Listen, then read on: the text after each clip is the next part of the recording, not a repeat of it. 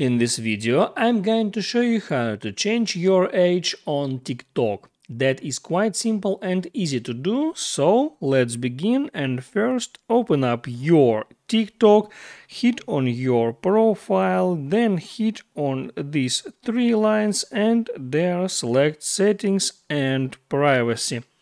Now, once you are on Settings and Privacy, scroll down until you find Report a Problem.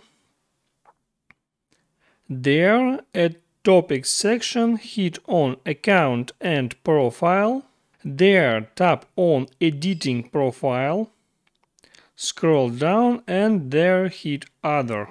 And on that step hit Need More Help. Now there you can make an issue, you can make a report and say that you want to change your age on TikTok, and the support team may ask you some questions. You may need to verify your age using your ID, and after that support team will change your age for that TikTok account. That's how it really works, so hit the like button and don't forget to subscribe.